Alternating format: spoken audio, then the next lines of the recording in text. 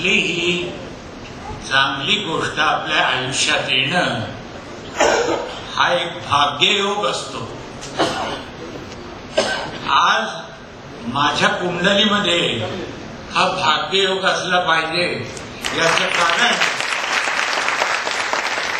लता गुठे यांच्या या दोन स्वप्नकळ्या आणि माझं प्रेम या दोन गीतमुद्रिकांचं प्रकाशन करण्याची संधी मला मिळाली याचा मला मोठा आनंद होतो.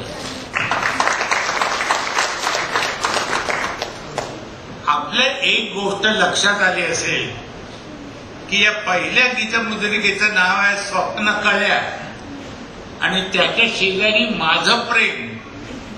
आता तुमच्या सगळ्या रसिकांच्या एक गोष्ट लक्षात आली असेल की प्रेम शेजारी आल्यामुळे त्या कळ्या आता कळ्या उरलेल्या नाही, त्यांची फुलं व्हायला लागली. महाराष्ट्र पिता होतो असे श्री अशोक शेवडे यांना मी विनंती करतो. कर्म तेरा अच्छा हो तो किस्मत तेरी दासी है. कर्म तेरा अच्छा हो तो किस्मत तेरी दासी है. नियत तेरी साथ हो तो घर में मथुरा काशी. पाडगावकरांचं मराठी बोलणं मी कशी म्हणून हिंदी बोलतो आणि पाडगावकरांचं पुन्हा अशोक पाटोळे, पुन्हा माधुरी दीक्षित. माझं फारच कठीण आहे. पण मी तुम्हाला सांगतो, मी आज एक फक्त 2-3 मिनिटं बोलणार आहे. मी या ठिकाणी लता गुठे आणि त्यांच्या टीमचं चमूचं अभिनंदन करण्यासाठी इथे उपस्थित आहे.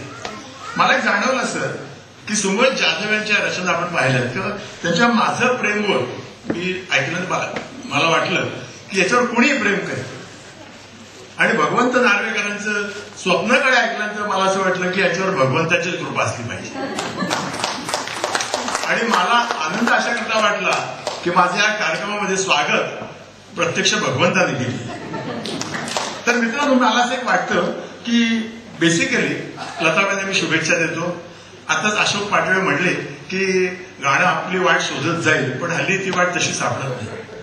हल्ली चिमणी चमेली आणि कोंबडी पळालीचा जमाना असल्यामुळे ती वाट शोधायला लागते, मार्केटिंग करायला लागतं, मोठमोठ्या कंपन्यांना जाहिराती द्यायला लागतात, प्रोमोज तयार करायला लागतात. तर त्या संदर्भात असतो तो माझा विषय, ऍडव्हर्टाइजमेंट हा माझा विषय असल्यामुळे मी त्यांना त्या संदर्भात मार्गदर्शन करू शकेन.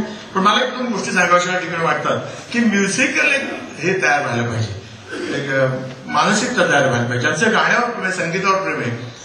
आणि अनेक लोक काय करतात, आपल्या सर्वसामान्य रसिकांची अडचण करतात. ते म्हणतात की काय की तुम्हाला संगीत कळण्यासाठी शास्त्रीय संगीताची आवश्यकता, ते तुम्हाला कळलं तर तुम्हाला संगीत कळणार. पण पु ल देशपांडेने आपल्या सगळ्यांची सुटका केलेली आहे. पु ल नेहमी म्हणायचे की एखादी सुंदर मुलगी रस्त्याने चाललेली असताना तिच्या सौंदर्याला दाद देण्यासाठी तिचं आडनाव माहीत असण्याची मुळीच गरज. जातात मी असं म्हणेन, आज आपण ह्या सगळ्या उपक्रमाला खूप टाळ्यांची साथ दिलेली. मी जातात असं म्हणेन की जीवनात माणसाला 3 थापा नेहमी भेटत असतात.